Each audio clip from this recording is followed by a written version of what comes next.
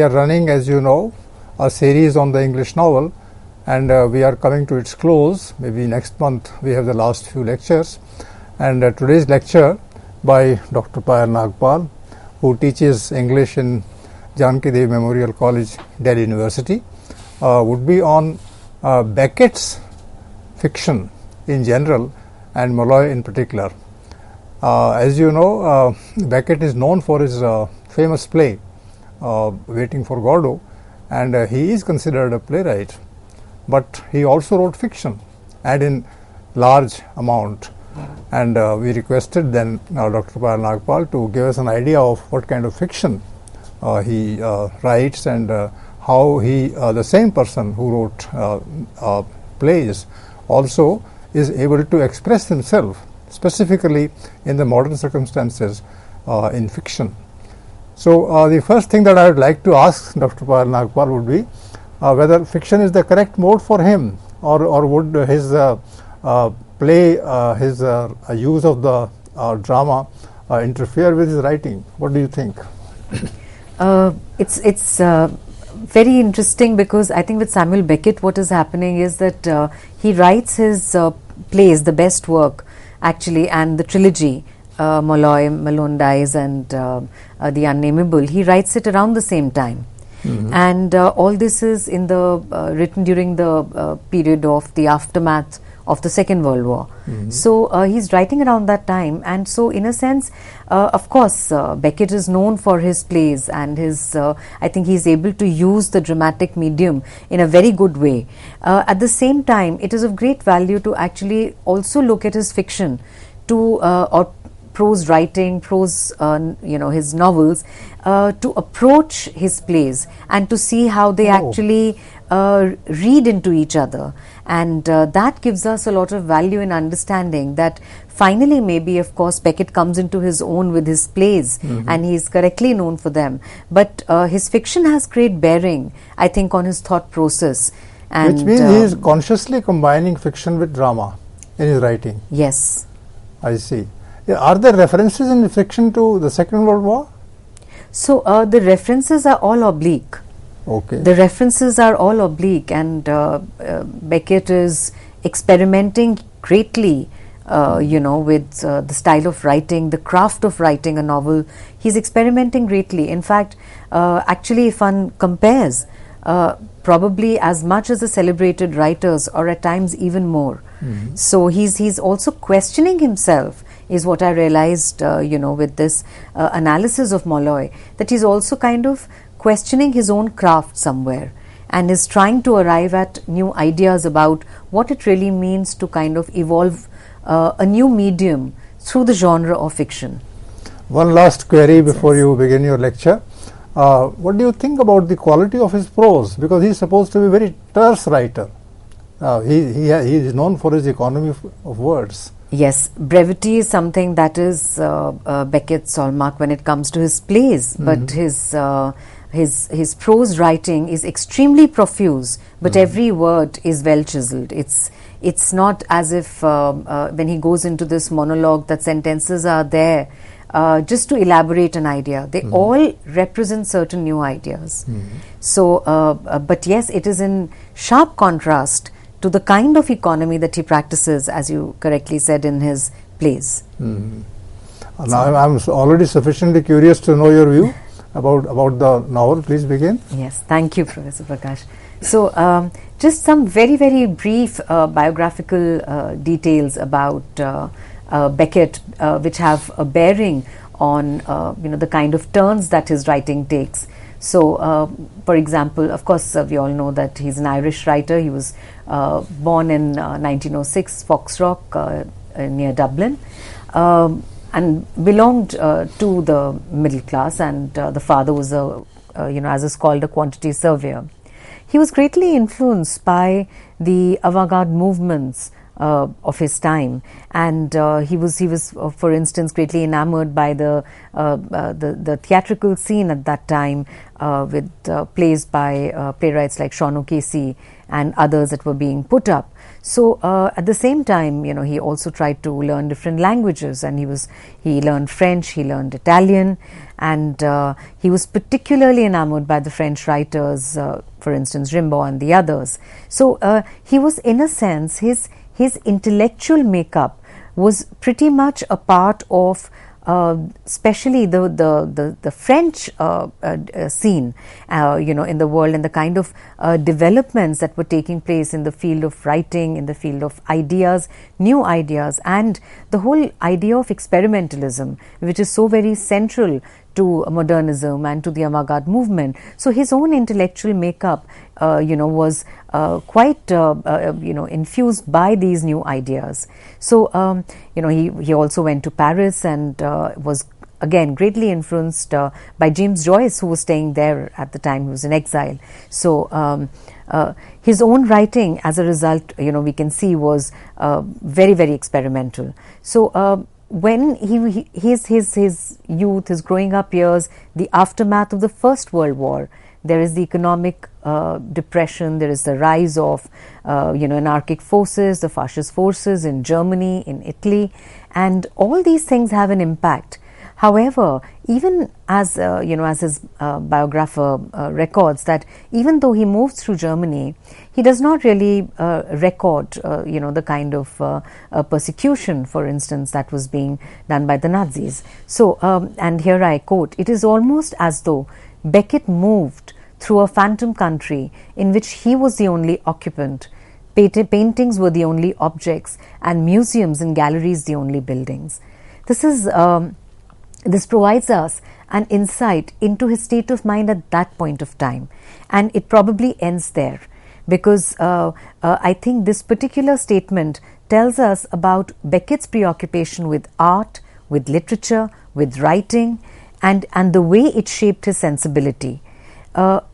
Initially, to begin with, he distanced himself from writing anything about the reality of the times in his writing, but that ended soon enough, because when Paris was occupied by the German forces, he joined a secret group that was eventually, of course, discovered. But because of that reason, when Paris was occupied by the Nazi forces, he had to go into hiding, and he went into a very small village in unoccupied France called Roussillon, and he was there for more than 2 years.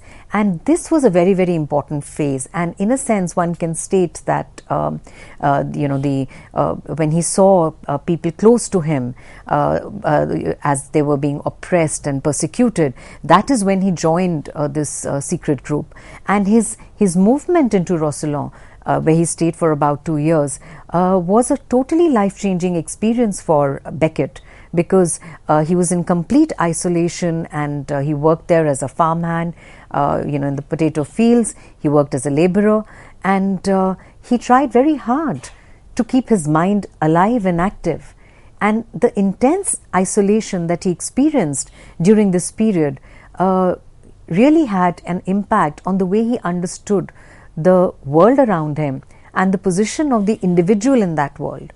And so he, of course, the moment the war ends and he is back, he writes, it's a series of works that he writes about 2 years after the war ends. And so we have famous works like Molloy, Malone Dies, Unnameable. This is the trilogy. And today I will be discussing Molloy, which is the first novel in this trilogy. Plays like Waiting for Godot, Eleutheria are written during this time. So Beckett is very, very critical if you have to look at certain motifs about the kind of work that he writes. He is extremely critical of, a kind of the mundane routine of bourgeois life, so to say. And, he looks at one of the things that he thinks is very, very central to the life of the artist is solitude. And there is an interesting episode from his own life where he was stabbed by a stranger who wanted money from him, and he ended up with a perforated lung. But Beckett actually went to meet the assailant and asked him why he did it, and of course he responded in French, which translates into "I don't know." So that idea of the action performed by the individual and his mindset is something that affected Beckett in a very big way. Another very important motif is that of silences, and if we look at Waiting for Godot, the silences, I think in the play, the word silence as a stage instruction is mentioned so many times that it almost becomes a kind of dialogue in the play. And Beckett was, again, Richard Ellman states this, that Beckett was so addicted to silences, and so was Joyce, and they engaged in conversations, often in silences, directed towards each other, both suffused with sadness, Beckett mostly for the world, Joyce mostly for himself. So, which meant that Beckett was totally disturbed by what he saw around him. And if we look at the novel Molloy, I would like to speak a little bit about the structure of this novel. And it's very interesting, as a first read, it takes a while to actually cross the first 80 pages. And there's a reason why I'm saying 80 pages. And then the second part of the novel, where part 2 begins, is absolutely racy, and you can just kind of finish it in no time. And it would be an interesting experience to not only read this novel forwards, but also backwards. So reading the second part first and then moving to the first part. So if we look at the structure of Molloy, so it's, as mentioned, divided into 2 parts. Now, the first part, if we look at the first paragraph, it spans about 2 pages, about a page and a half. And then second paragraph onwards, it runs into many, many pages, almost about 70 to 80 pages. And that is where, after which we have the second part, which reads like any other novel would read. But the first part reads very, very differently. So there are these 2 distinct parts. So the first is also extremely intensely poetic and very, very dense. It's in the form of course, the first person, it's written in the first person. There is this idea of the narrator observing, in a sense, himself. And I'll come to that again. So the idea is, what is the point that Beckett is trying to make, is what we really need to ask. Why is it that this novel carries within itself 2 very, very distinct styles? And the 2 styles are totally different. So on the one hand, when we look at the first part, we today, with literary theory, we have a term called meta-language, the way in which language actually becomes self-reflexive and talks about itself. But here, I would say, and Molloy has, the first part particularly, has often been understood in terms of meta-language. But I would like to introduce a new idea, which is that it's not only about meta-language, but he's also, in the post-Second World War scenario, I think Beckett is raising a very important question. He's asking us how we can represent reality. What is the literary form in which we can represent reality? Because Beckett, almost there is a sense in his fiction that the way in which the novel has been written till that point is not sufficient to carry the pain, the emotion, the anxiety of the post-war years. And what the first part does is precisely this.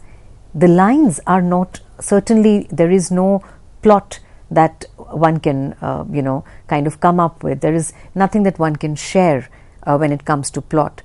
Any kind of objective understanding of the first part is, really speaking, not possible. But the lines are intense, profuse, and totally carry a lot of emotion in them. I would like to ask Professor Prakash about what he thinks about this kind of style, because Beckett is known in Waiting for Godot for, as you rightly said earlier, a very terse style and practices great economy of words. But here in Molloy, he seems to be experimenting greatly and asking how we can capture the reality of the times. Very strangely, as you pointed out, he has branched out into the writing of a novel. And the background is that he spent 2 years, as you said, in a village, and a village in France. So he was not only away from his own country, Ireland, he was also away from the Paris that he knew. And he went there and he wouldn't have anybody to talk to. Yes. So silence is actually the most important word in the whole thing. So he's spending his time with himself. And then he's going over all those things. And the kind of artist that he is, he would create a narrator also after himself. So he's a writer and he's also a narrator.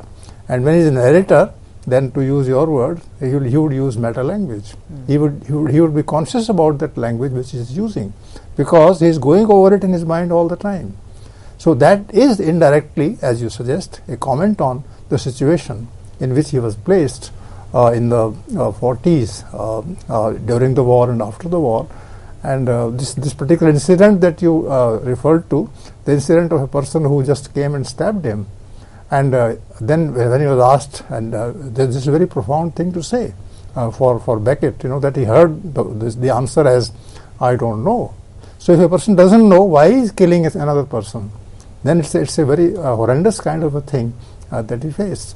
So I think Molloy comes to terms with this situation through this writer, and I believe that it's the same writer who is writing Waiting for Godot. And you very rightly relate the two. The writer is the same, the silences are there, but then the situation is different. So it's fiction, and in fiction he's presenting himself. Yes. That's how I understand. Yes, I don't know whether absolutely. that makes sense. It does, and I completely agree with you that in fact all these are written around the same time, and his first novel, Murphy, doesn't get that kind of acclaim, but it's actually with Molloy that he's recognized as a proper writer, and the novel does quite well. And it's published, the French edition comes in about 1951, and it's translated into English in 1955. And if you look at the dates of Waiting for Godot, they are close on the heels of this particular writing. And there are a lot of overlaps, in that one can see in terms of style, in terms of course, as I said, that the intensity that we see here is brought out through a kind of brevity in Waiting for Godot, but the concerns are all there. Mm-hmm. So if he's the first, as I mentioned, the whole idea of meta language, and how to really speaking depict the post-war scenario, through the medium of the novel, through the genre of the novel. Can you say a few more things about this first part, which is self-reflexive, where he doesn't know what to say, and he's saying it on and on? Yes. So, in fact, I have a quotation here that I'd like to share with the viewers, which is that it begins like this: "I'm in my mother's room," he says, "and it's I who live there now. I don't know how I got there," and it goes on like this. And probably these are the only objective lines, and this, as this first long paragraph ends, it moves into a series of, because now it begins with the narrator in the mother's room, and then he wonders how he got there. So the second paragraph onwards, it is his journey that has been described as to how he got there. And of course, there are absolutely no clear answers as to how he got there, but there is a journey that's being described, and he meets a lot of people, and for instance, there's a reference to a man, and there's a reference to a dog. There is another dog that is killed. There is a reference to characters like A and C, for instance. So, but here in this first part, there is a line that's very important. He says, there's a man who comes, and he gives him, he writes something and gives it to this man, who comes the next time with extensive notes, which he really doesn't look at.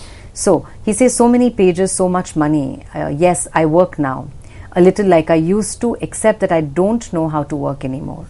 So the idea of action is completely negated if we were to look at a discussion on plot.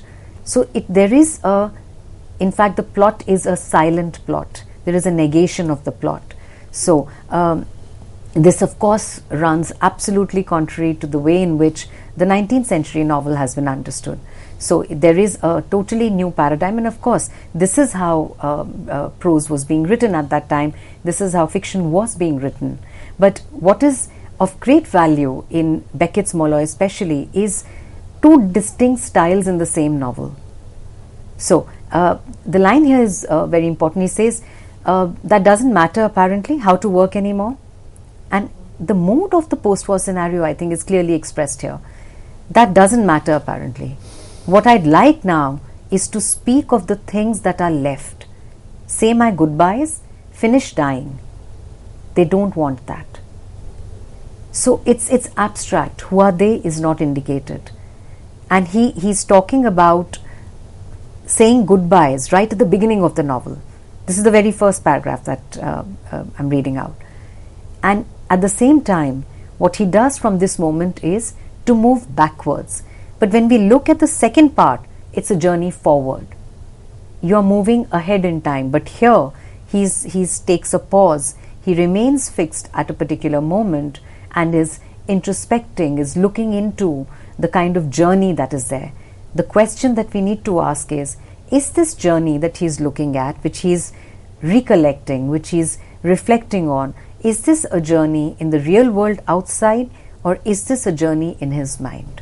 What is your answer to this question? So actually both, because if we say it is a journey outside, then this journey, because he's going back in time, he's talking about how he probably arrived there at his mother's place. So in that case, the process of recollection happens in the mind. So even if it is indicative of a physical journey, it is being mapped in the mind and in the memory map on page, in a sense. But at the same time, it is because it is in a sense a negation of plot. His recollection of the journey is actually a recollection of the people he met and what he thought of them and what he thought of everything around them. And that is what he's moving from one to the next and so on. So friends, in this lecture, Dr. Payal Nagpal talked about a plot which is not there. She says that the plot of the novel is the negation of the plot, which means that the writer is actually entering his own mind to find out the sources of the narrative that he has to build. And how he has to build it? He'll go into the processes of it. He would go into the linguistic processes, and then he would realize that perhaps there is nothing to say, but then, as he said somewhere, that there is always the necessity to say what cannot be said. So this is the kind of writer that we are confronting in the 20th century, and the writer is an enigma. At the same time, he is a writer who, in his own terms, as Dr. Payal Nagpal pointed out, he is struggling with himself and making a statement. Thank you.